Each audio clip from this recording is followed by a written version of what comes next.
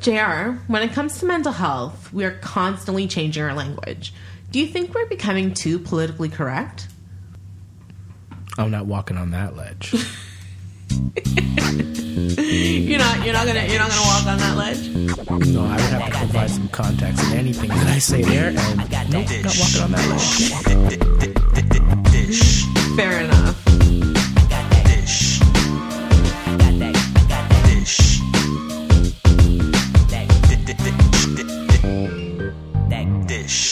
Hey y'all, it's Onika. And JR. And you are dishing with Dainty Dish. How you doing today, JR? I am doing fantastic. How about yourself? I'm doing well today. How's your week been? It's been flowing. Flowing? Flowing with positive energy. That's nice. I like that. Yeah. How's your week? My week's been good. I can't say it's flowing with positive energy, but it's flowing with something. Just energy in general, it feels like. I've had so much of it recently, it seems like. So. Oh, it's that time of the month? No, it's that time of the year. It's that time of the year. That time of the year. I don't even know what that means. Listen, I'm not going to explain it to you. It's that time of the year. Bipolar, with my bipolar. I'm high energy in the spring and the summer. Low energy in the fall and the winter. So it's that time of the year. That's why there's so much energy flowing through me. Oh. Okay. That one right there, I'm going to say, I'm bipolar, so during the spring and the summer, I have high energy, and... whoa. Like, this is I said my bipolar. So we're going to talk about that today, because you didn't hear what I said. I said my bipolar. I was addressing my bipolar. Yeah, I said not I'm bipolar. I said my bipolar. So there's this shift when you shift the language. When you shift the language, it has different meanings. And I wanted to talk today about language. Oh, yes. Interesting. Yes. There's been a bit of controversy, I think, I would say, when it comes to language in our society, when it comes to mental health. People just don't know what to say. They don't know how to say it, and if they make a word choice, 50% of the time it's the wrong thing to say. So that seems to be the odds you would have when you're choosing your words. 50-50. It's a 50-50 chance you're going to get it wrong. You're going to get it right. Or you're going to get it right. Let's be positive. But the question I asked you at the top of the show about being politically correct. At the top of the podcast? The podcast, sorry. My apologies. I still don't know the language. At the top of the podcast. I was asking you, because there's been all of these changes in language and how we speak to mental health and mental illness. Are we becoming too politically correct? And we can use ourselves as an example in that every second Wednesday of the month we have a show. We have a segment called All Kinds of Crazy. Now, is it okay because I have a mental illness that I could use the word crazy versus you being able to use the word crazy? You asked a lot there. Can you go over that again? Oh, wow. I was saying, and I'm not just promoting our every second Wednesday episode, quite way back when I thought of All Kinds of Crazy. So what I'm asking you is it okay for me, someone who has a mental illness, to use kind of whatever terminology I choose versus you using terminology that might offend? So are we speaking specifically of the word crazy? Because I use that word in my personal life freely.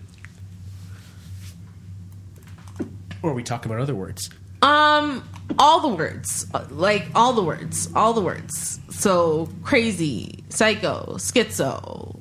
Well, what do you want? The politically correct deranged answer? Do you want the politically correct answer? I want the answer. I want the answer you're willing to give to our listening audience, whatever answer that is.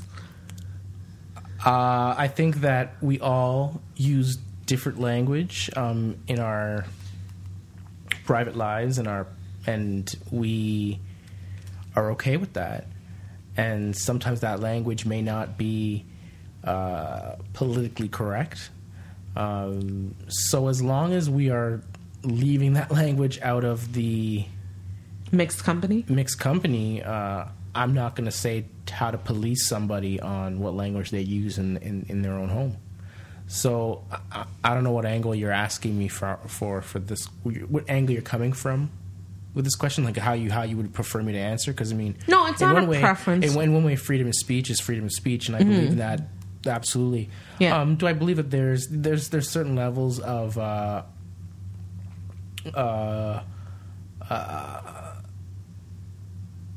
dignity and respect that we should use in the public with regards to any type of area or topic, whether it's mental health or even topics like the right to choose that's going on right now in the U.S. Any type of topic. I just think there's certain things that you can say in the privacy of our home, or you should have the ability to say or question. And there's some things that maybe you want to you're going to want to refrain from saying, or at least phrase it correctly when you're speaking. So I guess language is important. I don't know. I think I just went in a whole circle there. I don't even know if I answered your question. I think you answered the question correctly. Okay. Well, you answered to the best of your ability. That's all I know, and that's all I care about. So that's all I care about, JR. That you do your best. I got a participation medal there. Yeah, you did. You got a little one. Just a little one. Oh, wow. But I was reading an article, and there was a quote from Susanna Wilson. Apparently, she's an actor. I think it's probably in England because the article is from England. We are faced with more and more censorship of words that have been deemed politically incorrect, and we are at risk of becoming a nation that is losing our freedom of speech. Oh, I remember I wanted to go with this. On the other hand, okay, let me finish the quote, then you can go. Sorry. On the other hand, it's just an excuse for the ignorant to remain ignorant if we continue to use language that is potentially harmful to others. So where were you going? Go ahead. Okay. And then we'll talk about the quote. I'm so sorry I cut you off there. But that's okay. Shit happens. Shit happens. You're like, boom, it came back. And then as soon as I cut you off, it went to the ignorant. And I was like, oh, yeah. You deserve that. What were you going to say, though? I'm so interested. We evolve as people and as a culture. And, when we become aware of things, we kind of, as a group, come to a consensus and kind of conform to whatever it is. That's like our whole, humanity and stick. And that's not what I said. Don't put words in my mouth. Thank you very much. Sorry about that. That is a whole part of our. And I'm trying to come across as all proper and everything. Now, no, but that's part of our the whole humanity and compassion and all those areas. So I mean. Yeah, we evolve, so we have to make mistakes in order to get better. So I guess now that people are voicing their concerns, maybe we can grow as a people. Because the mentality that someone has today is quite different than the mentality someone had 100 years ago. Now we may not be happy with where we are today, but we still have to put up the fight. We still have to try and progress and make change and do our little part. Because you want the next generation to have it better than you have it. So when we're talking about mental health, you know what? Well, for the past thousands of years, we weren't talking about this. So, or maybe we were, and we were treating it by just throwing people away, closing the door, locking the key, and throwing the key away. I don't know the exact saying. I know what you're trying to say. Yeah. Today we're saying, you know what? We're going to try and integrate anyone that has some sort of mental illness into society because they have a right to be a part of society. And if we can do that by, whatever type of drug therapy, any type of psychotherapy, however we can do that, let's do that as a means first. So, we're taking small steps. Things take time. Everything takes time. Everything in its own time, as my mother would say. And, obviously we're in an instant gratification age. So, we want things to be done now, but that's not necessarily how things happen. And as long as, we bring awareness and put the word out and try and get more and more people exposed to, the literature, the information, whatever it is, as more people become aware, we're gonna grow. Like we may go down in 100 years in history. Like this small moment in time, this like 20-year period in time right now might be seen as, what happened just before the great thing happens. Like I don't know, like you never know. The moment in time, the moment movement, in time, right? Like think about all the things that have happened in our lifetime, and if you think back 20 years before that, was that even a possibility? Like, I mean, the silliest things, like the kind of video games that I dreamed of as a kid are reality today. Exactly. Like they're reality. Like the video games look like the real sports players when you're playing them. So it's creepy. Things happen in their own time. So anyway, that's where I wanted to go with that. That's just what I wanted to add. Well, I appreciate you. I appreciate you for adding that. This is not going to be a very popular opinion. Yeah. But I'm going to say it anyways, and I guess I'm allowed because I have a mental illness. I guess. I kind of feel that this evolution of language is just not. Like I don't want to offend anyone. I don't want the ignorant to stay ignorant, and I always want people to be educated about mental health and mental illness and all that goes with it.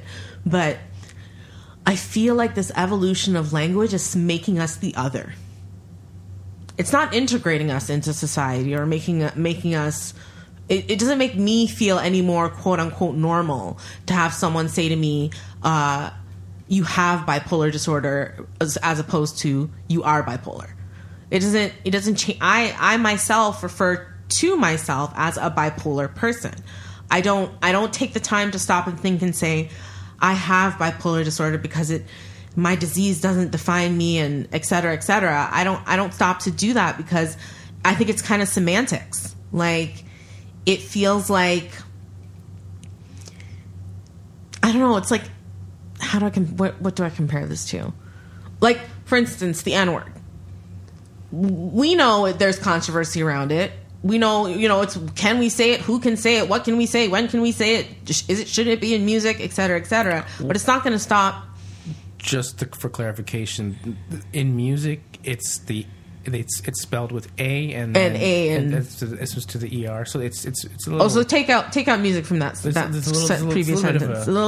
There's difference. There's a difference. There's a difference.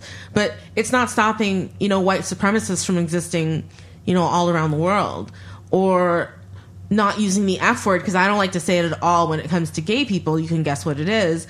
It's not stopping people from wanting, gay people to not get married. So why are we thinking that having these like gross changes in language, we need to address the stigma and the discrimination. Like that's what needs to be addressed. So you're basically saying we need to get back to teaching everybody to share in kindergarten or preschool. What do you mean by that? Well, you said that the language isn't the problem, and you need to get to the fundamental root cause. Yeah. So what's the root cause? The root cause is that we are finding a reason to distinguish ourselves, separate ourselves from the pack, and show our superiority in any way, shape, or form. So the easiest way to do this is by your look and your appearance, right? So you have let's go back centuries. You've got what? African, Chinese, Middle Eastern, and European, right? So, and did I forget anybody? No, you're good. I think I'm good. But look at those specific appearances when it comes to skin tone. Like that was an easy way to separate, quote unquote, a traitor, or not a traitor, but someone who was not part of your tribe or part of your group. And today now we're trying to find ways to separate ourselves, because to the whole every black person looks the same, but if you're black, you could look the subtle differences between a Nigerian, a Ghanaian, a Jamaican, Trinidadian. Like you could the subtle differences the same way as like when someone says all Asians look the same, but if you're Asian, you know the difference between a Korean, a Japanese person, a Filipino, a Chinese person. Like so. We're still trying to differentiate ourselves and show who we are. And I guess from a mental health perspective, you just said that how you feel that you're being segregated as opposed to being integrated. And so the root cause is just human nature is what I'm getting to. Kindergarten. I get it. So now I'm going back to kindergarten. Really, I get it. So I'm like, go back to kindergarten. Get we gotta it. go back and where learn you to have share. to share. Yeah. I like how you did that. Yeah. That was pretty cool. Okay. That was pretty cool. Yeah. I don't know. I feel like there are certain words that get my back up for sure. Psycho is definitely one of them because it refers to psychosis, which I've actually experienced. So when someone calls someone else psycho, I'm like, no, that means someone's going through psychosis and you don't know what that's like. Or if they call themselves a psycho, I'm like, you don't know what that's like. You know what I mean? Like, you could go ahead. Okay, so I'm gonna use this one as an example for sure. Feel free. I've seen you in psychosis. Okay, and I would define that as psycho. Psycho, exactly. Okay? But I've had, girlfriends that have been mad at me for something that I might have done, or no, the times where it's been like that, I definitely did something, and they acted out in a manner that was similar to the way you acted, but for a shorter period of time. So I would say... So you would say they're psycho. But I would say like, oh, this girl's crazy. Like how I said earlier, I've used the word, because we talked about all crimes are crazy. So in my mind, I was thinking, well, I've called a woman crazy, like in my day or two. Like, so I can't really stand back and say something like that. So, but in that moment, I've seen you go through in a psychosis moment. Like, I don't know what to talk about. In a psychotic episode. And I've seen a woman be angry at me, and in a short burst of time, acts similar to that. But she is not that. So that in that respect, you can't actually use the word this woman is a psycho when she's actually not like medically deemed a psychotic human being. It's like one of those things where you're using the word in But don't words evolve and the definitions change? Isn't that the argument people like to make? It's hard because crazy is a word just in the English language like some of these words were made for mental health, whereas some other words are used like towards mental health, but they weren't necessarily made for mental health. Like look up the word crazy. What's the definition of crazy? Okay, so the Webster's definition of crazy is full of cracks or flaws. Did I look up crazy? I'm like, did I look up crazy? Did I look up crazy? See? R-A-Z-Y. It's an adjective, right? Uh-huh. Crazy. Definition 1. Full of cracks or flaws. There we go. Definition number 2. Not mentally sound. Marked by thought or action that lacks reason. I'm sorry. So, crazy can be used... Oh, wait, no. What? Distracted with desire or excitement. Exactly. Crazy in love. Oh, okay. Like, crazy could be used in many different ways. Well, there's the noun. One who is or acts crazy. So, one who acts passionately... Because passionately is a definition of crazy. Exactly. So you could call her crazy, but you can't call her psycho. But I can't so I can call her... You could call her crazy, but you can't call her psycho. No. Look up psycho. Okay, we're looking up psycho. Guys, this is necessary. This is absolutely necessary. These are semantics, but I know it's absolutely necessary. It's P-S-Y-C-H-O, right? P-S-Y-C-H-O, yeah. Okay, a deranged or psychopathic person... Not used technically. That's the word psycho as a noun. Yeah. So psycho is not even like a real word. No, it's like it's short for psychosis. Just like schizo is not a real word. It's short for schizophrenic. No, it's not. It's psychos is the plural. A deranged or psychopathic person. Then you have to look up psychopathic, which would lead you to a mental health, explanation or like a mental health definition. Yeah, like or related to or characterized by something. Yeah, that's a mental health. Being psychopathic is a mental health condition. Whereas being crazy, anyone could be crazy. My mama goes crazy sometimes. Like, God love her, but I've seen it. Like, so psychopath would be a word that you shouldn't use. You shouldn't throw around liberally. No. But crazy is. Crazy is. Crazy is as crazy does. Like, crazy's okay. I'm okay with crazy, and I'm not the authority. I'm not the deciding factor on what's okay and what's not okay to say. I'm just saying that like certain words affect people, in the mental health community differently. And I think the reason everyone wants to change the language is because of all the stigma behind the language. So like when someone and I've discovered recently that this is a majority women do this.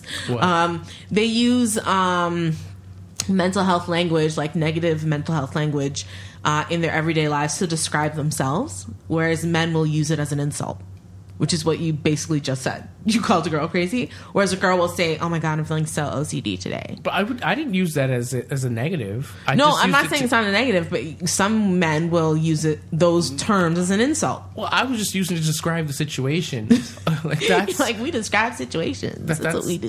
It was a situation. Like I was very specific. You were very specific in the situation. Yeah. But as I said, some men use it. We're not going to talk about some men because we're not going to generalize here. Okay, we won't talk about some men, but I'm a woman, so I'm going to say this as a woman. And I think I've probably said this in my past at some time or another before I experienced my bipolar, before I knew what mental health really was. I'm depressed, or when I'm having a sad day, or I'm so OCD because I'm super organized, or if I'm hyperactive, I have ADHD, like they're just using the terms to describe themselves when they don't actually have a proper diagnosis. Okay. Which happens frequently. And you're saying women do this? Women do it more.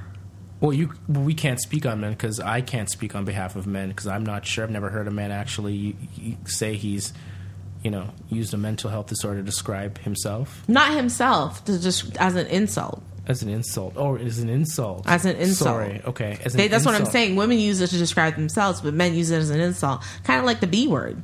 Sorry, men use it as an insult. Women use it to describe themselves. Mm-hmm. That's what you're saying. That's what I'm saying. Oh, okay. Yeah. I can see that. Yeah.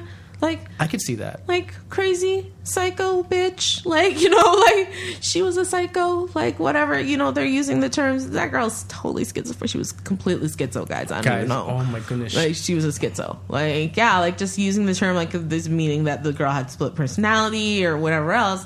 And they're just using the term, insultingly. But as I said, women more use it to describe themselves. And I've heard it so often with especially young women. Saying things like, "I'm totally feeling OCD today." Like, it's just one of those things where... Isn't that just because we have access to a lot more information, so you can use different words to describe whatever it is you're trying to say? Could it be related to that? To me, it feels like making light of mental health. When I hear specific conditions attached to Mm. emotions, because it's like you don't know what that is like. You don't know. But can we say that the only way these words became general knowledge is because the information is out there and somebody was looking it up? And it's because how did there become a mental health and mental health epidemic?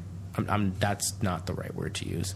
How has there been a recent lift in exposure to mental health information without somebody needing it or asking or wanting for it or looking for it, or the stats coming in from like Google Analytics saying that these people are looking this up? I mean, so that means the words are out there. People are seeing what the words are, and maybe they're self-diagnosing. Yeah, that's what I was going to say. But they're using the words to some degree in a context that makes sense. So if someone says they are, oh my gosh, I'm so depressed. Yes, I understand what you're saying, but they, based on the definition of depression, they may feel that they have those symptoms. But that's a mental health problem. That's not a mental health illness. Oh, sorry. See, I messed up words there. Like saying anything, like if someone who says, I'm feeling completely bipolar today, and they're using that to mean they're feeling moody, they could just say they're feeling moody.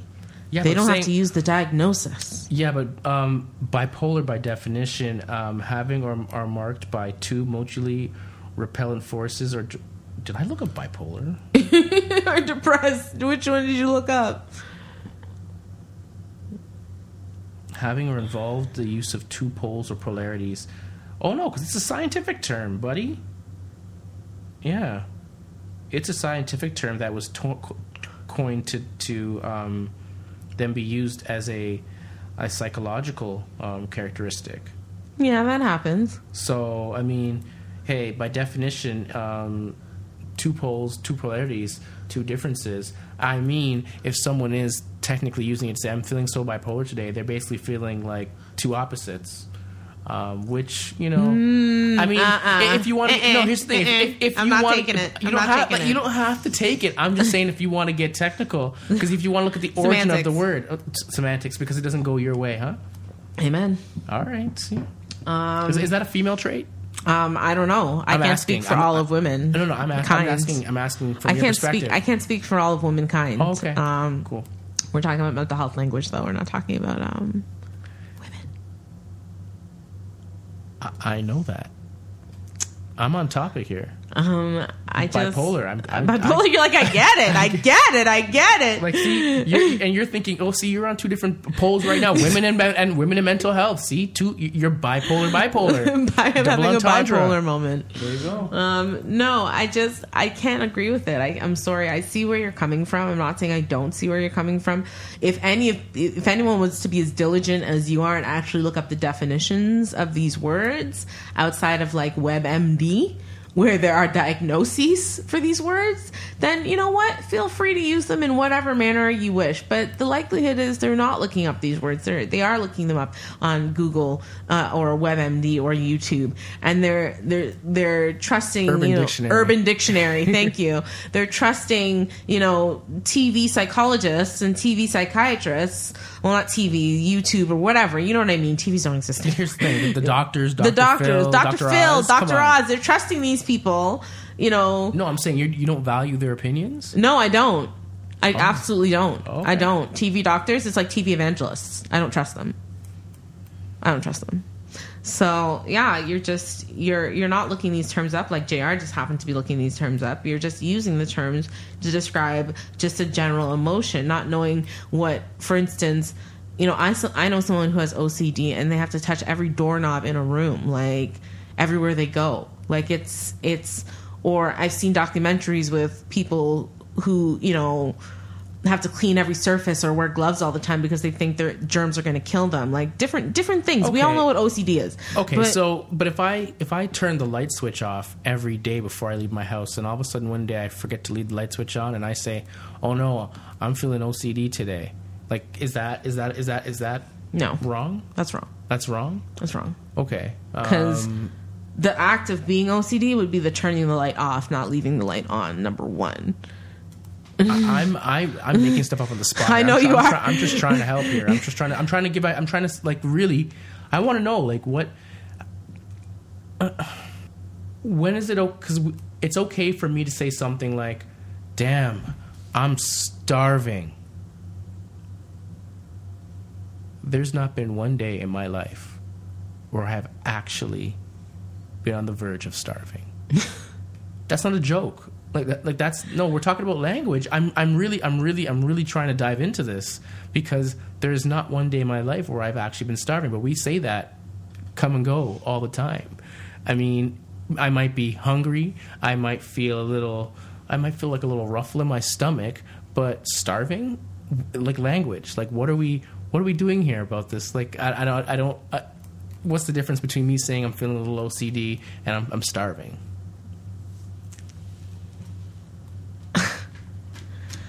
First of all, I can't believe you're actually comparing the two things. One dealing with a rumble in your belly and the other one dealing with a serious medical condition. I would probably say that's the difference. And there are actually people who are on the street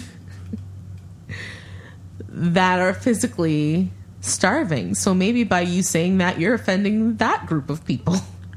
No, I'm just saying that we use language all the time, and I was giving an example of the language that we use in common everyday the Western world. Like if you remember back to like first year psychology, when you have Maslow's hierarchy of needs, you have your physiological needs, safety, love and belonging, esteem, and I don't remember what the last one, self-actualization, I think is what it was. But the first level was food, water, and shelter. So if you're not eating, I think food, water, and shelter come before your psychosis. Okay, what's so the... I'm just you're saying I'm comparing food to your mental health. I'm like, I think that is a very good thing to compare. Okay, I'll take it. I'm just giving I'll you. take it. I'll take it. But or what do you want? You want to go water? We can do water. No, we don't have to do water. I've learned my lesson. But I still think that when it comes to specifying a condition to describe a mood, like you don't, it's like being conscious of the fact that you're saying I'm starving and then thinking about, am I actually starving or am I just a little bit hungry? It's like taking the time to think about what you're saying. But no one thinks about that. Well, maybe we should. Don't you think? I mean, absolutely. I think we should always consider the things that we say before we say them. But what I'm asking you is, what's the difference between me making like that OCD-based reference to me making a hunger-based reference? I mean, they're both identical. I wouldn't say they're identical. I wouldn't say they're identical. I would probably say, again, with OCD, that's a medical condition that people, I don't want to use the word suffer because that's one of the words, that's one of the no-no words. It's a medical condition that people experience that can't be necessarily, and I don't think OCD can be cured actually, but something like hunger, though we have yet to cure world hunger, can be cured in an individual by feeding them. Like it's just two different experiences. I just don't see how those two different experiences can compare. Let's go with this one. I am about to go on stage and give a performance, and I say, oh my gosh, I feel like I have severe anxiety. What you actually have is mental distress. It's not severe anxiety. I don't know what you're talking about.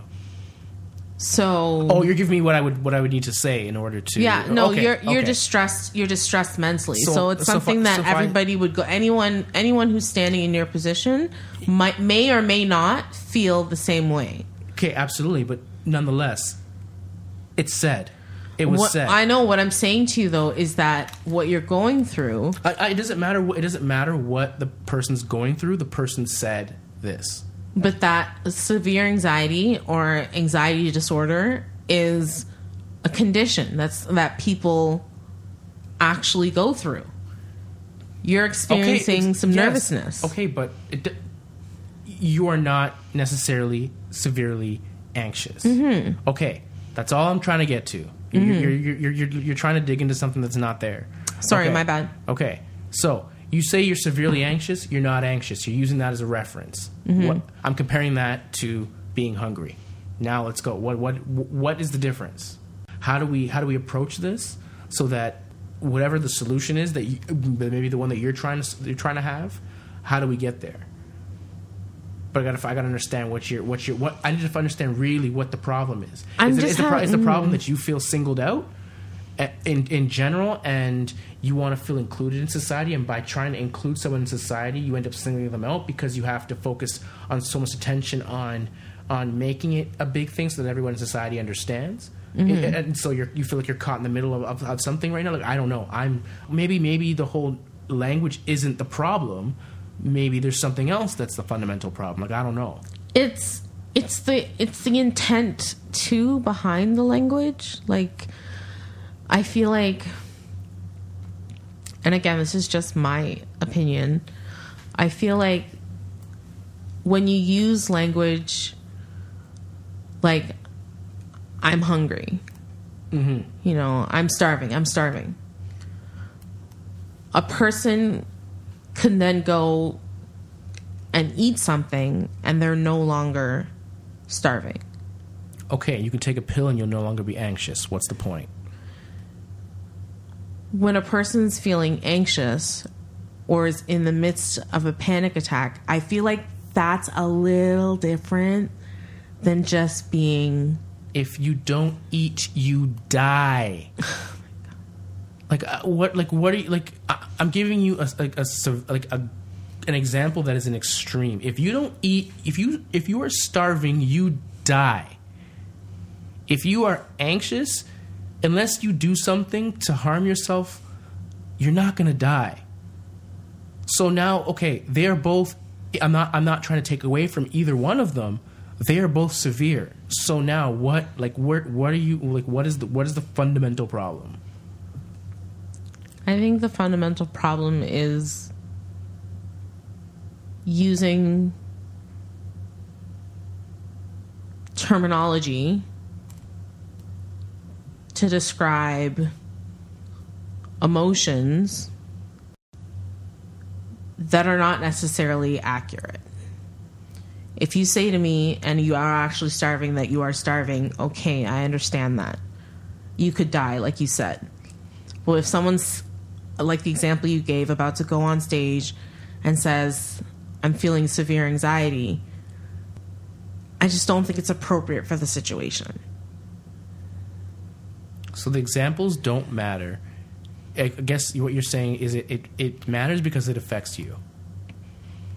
Well, not me specifically. Well, of course, it affects you. The examples are irrelevant. Mm-hmm.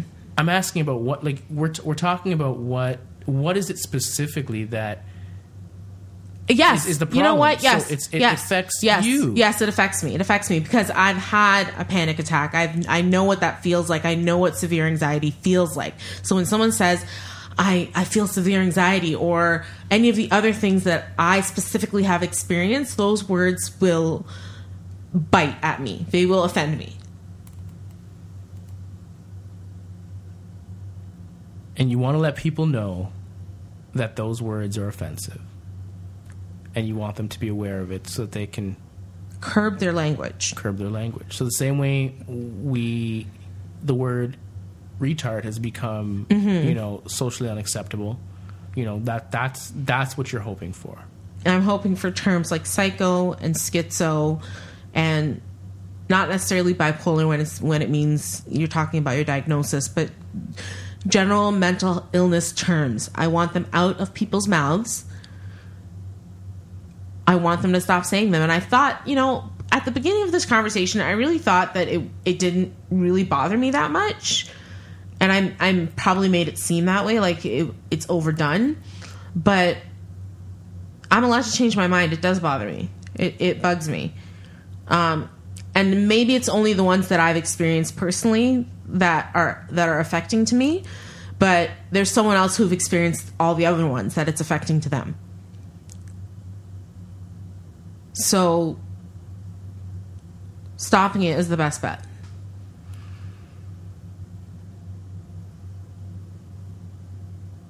There's actually a song on the radio right now called Sweet and Psycho. And I hear it every morning on the radio station when I get up, I'll turn on the radio and I hear it every morning. And I'm just kind of taken aback by the song. I want to bop to the beat. But then I hear the words, and I'm like, no. Ava Max, no. I know you're probably not listening, but no.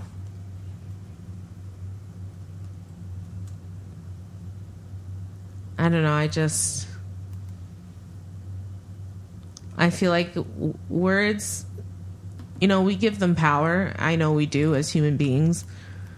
Every word has a certain amount of power to it. It has a purpose. But I feel like we're living in a time where we're not thinking about the things that are coming out of our mouths. And, it's a funny thing. I think of the saying my dad used to always tell me when I was a kid. There are 3 things in life you can't get back once they're gone: a shot arrow, a lost opportunity, and the spoken word. And I always thought that was pretty cool. So you're not happy about the lyrics? I'm not happy about the lyrics. I read them.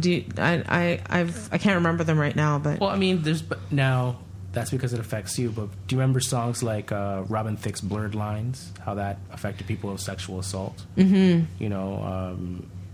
There's songs all over the place. Like, you can take up some hip hop songs that are pretty aggressive in the lyrics. Aggressive. I don't know. Loretta Lynn, "The Pill," about birth control. Mm-hmm. That's like an old one. My mom's played that, I guess.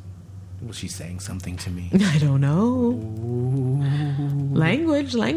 Yeah, and then I don't know. Like, you've got some classic stuff by I don't know. I'm not going to go into music now. Anyway, but I don't know. Lyrics have always been questionable. They're an expression of creativity. So now you want to block people's creativity because it offends you? Because how does that work? That goes back to free speech. Again, it does go back to free speech. She has the song on the radio. It's blasting, it's playing, but it's also reinforcing the concept of a psycho. Did you go over the lyrics? I did. I pulled them up. Okay. So, she's sweet but a psycho, a little bit psycho. At night she's screaming, I'm ma out of my mind. Oh, she's hot but a psycho, so left but she's right though. At night she's screaming, I'm ma out of my mind. So except for the at night she's screaming, I'm out of my mind. I'm like, that could be true. That could be true. That could all be factual information. She could be talking about herself for all I know. She could have gone through psychosis. I don't know Ava Max personally, but I've never heard the song, so I don't even know. We'll listen to it after. It's not the thing. Is the beat? The beat's not that bad. But I'm not a little kid anymore where I'm just listening to the beat. I'm a grown-ass woman where I listen to the words. Well, unfortunately, if you go back and listen to the songs from your childhood, they were pretty gruesome. It bugs. I'm bugging about it. The psycho, that's what led to this whole conversation. Hearing that damn song every morning. But, again, guys, it's in the intention. Just always have positive intention, please, when you're using words related to mental health. I call myself bipolar. When people ask me, are you bipolar? I say, yes, I am bipolar. I don't say I have a condition or whatever. Those are the words I choose for myself. And, if you're out there with a mental health condition, you choose what works for you. You choose what suits you best, okay, and what makes you most comfortable. Well, with that said, JR, if anyone has any points about this conversation about language and how JR bodied me this episode, I just pushed you to get to the answer. You pushed me. He pushes buttons. He pushes the buttons. That's his job. But if you have any questions or comments, you want to say what up, JR, let them know how they can reach us. Yeah, most definitely. You can reach Onika at dysh, dysh, at daintydish.com. You can also reach her by commenting on the YouTube video or SoundCloud or whatever. Thank you so much for listening. If you're listening to us on Apple Podcasts, give us a 5. You deserve 5. Thank you so much if you're listening to us on YouTube, SoundCloud, any other platform. Thank you so much. We truly appreciate it. Thank you so much for listening. That's it for me. All right, guys, that has been the dish of the day. I hope y'all have yourselves a very, very, very happy